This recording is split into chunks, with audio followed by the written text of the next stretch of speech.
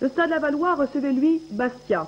La petite victoire, 1-0, obtenue par les hommes de Michel le Millénaire, si elle n'a pas convaincu pleinement, aura sans doute rassuré les 8000 supporters du Stade Lavallois. Leur équipe est en progrès, et cela plus d'un mois avant la Coupe d'Europe.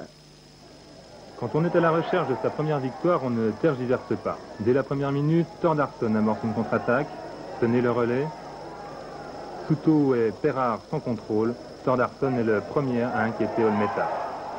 Seulement, pour Bastia, le problème est elle-même aggravé par la stérilité de son attaque. D'où une réaction rapide. Après un superbe tir de Milla à la 3e minute, c'est à Zimaco que revenait la meilleure occasion à la 25e minute.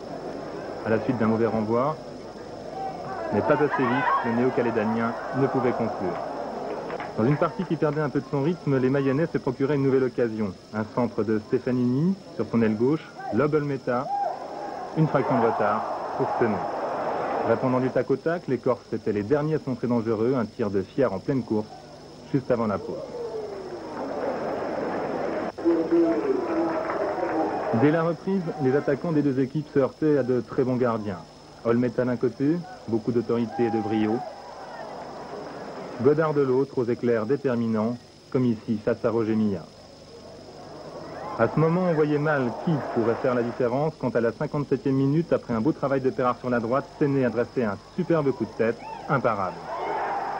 Une juste récompense pour l'un des deux joueurs les plus en vue de la partie, le second étant l'ex-champion du monde César Tarantini. À la lutte avec Souto, l'Argentin faisait un geste ici un peu trop vif, qui s'il fut sans conséquence pour son adversaire, lui valait un premier avertissement.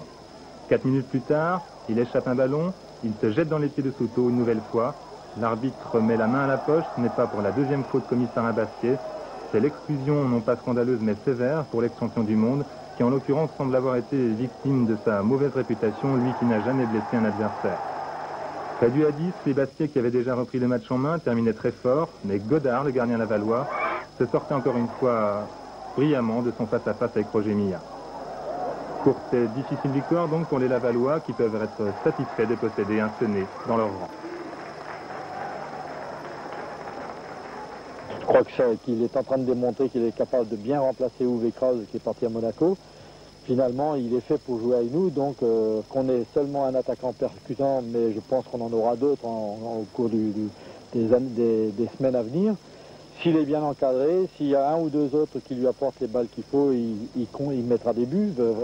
L'optimisme raisonnable, si l'on en juge la partie rassurante de Thordarson, mais surtout l'excellente tenue du jeune ailier Eric Stefanini.